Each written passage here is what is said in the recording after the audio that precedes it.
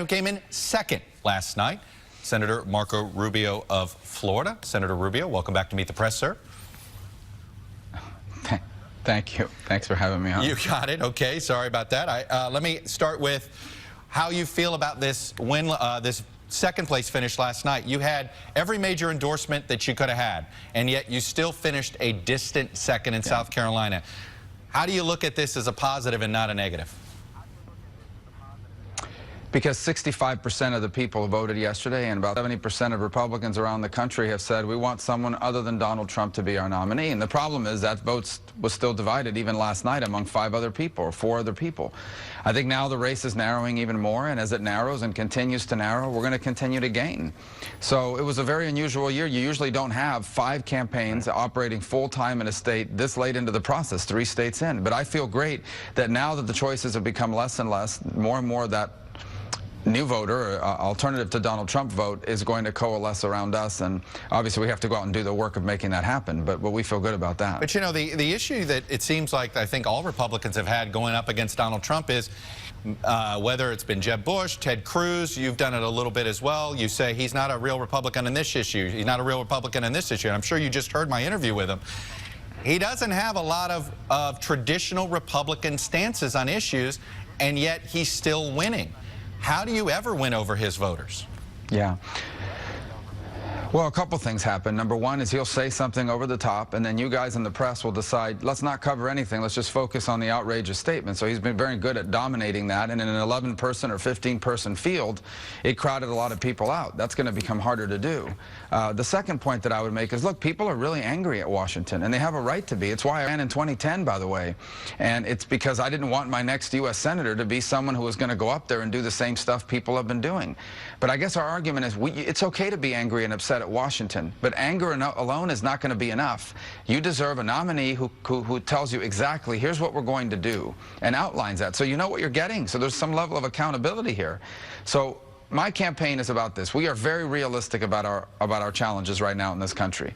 But we're also optimistic about the future, but only if we do a few things, and I'm going to tell you exactly what those things are. And that's a big difference in this campaign between Mr. Trump's campaign and mine, and I think that's going to begin to matter a lot more now because there are less people in the race and more time to pay attention to some of that. Look, throughout the week, it was clear a lot of campaigns thought you had momentum. A lot of campaigns were going after you. Here is one attack ad that Cruz put up on immigration. I want to play a snippet of you and get a snippet of it and get a reaction from you on the other side. We know we have to deal with the 11 million people that are here illegally. We have to deal with the 11 million individuals who are here illegal. The bill that Senator Rubio put forward, I think, is a great place to start.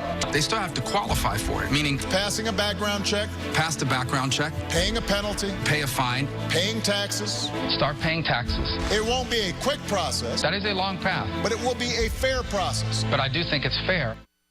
So, Senator, I know you couldn't see the ad as we played it. I'm sure you've heard it, and I'm sure you've seen a reference to it. What part of that ad is not true? It doesn't matter. The point, first of all, people didn't care about it. This is now an attack that's been going on in state after state, and people have processed it, and they understand this is a serious issue that needs to be solved. Number two, I could put the exact same ad on about Ted Cruz. Ted Cruz said he wanted to find a compromise. Ted Cruz said he wanted to bring 11 million people out of the shadows. Ted Cruz said that he wanted immigration reform to pass. Here's the bottom line. I tried to solve a very difficult issue, and we tried to produce the best and most conservative bill possible in a Senate controlled by Harry Reid at the time, and then send it over to the House and have them, conservatives, make it even better.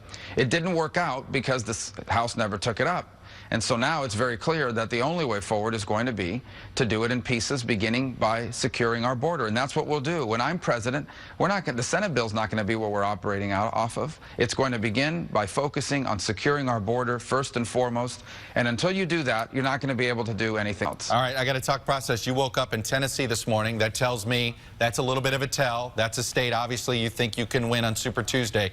Where else do you win on Super Tuesday? Because now it's about winning. You haven't won yet. You got to win somewhere. It is. Well, I think, first of all, as we understand, all of these states award delegates differently, so we have a different strategy for each of these states depending on how they award delegates. When we get into the winner-take-all states in the middle of March, Ohio, Florida, big chunks of delegates, that's where you really need to begin to win states, and I feel very good where we're going to be by then. So obviously, I'm not going to reveal to you today our campaign playbook, but I'm going to tell you that we're going to be in a lot of different places today. I'm in Tennessee, I'm in Arkansas, I'll be in Nevada. We're going to contest and work very hard for those caucuses on Tuesday, and then we're going to keep moving forward in a bunch of other places. We have a national campaign, and I feel great about it, especially after last night. All right, Senator Marco Rubio, I'm going to leave it there. Stay safe on the trail. It's going to be a big, quick race over the next 23 days. Thank you.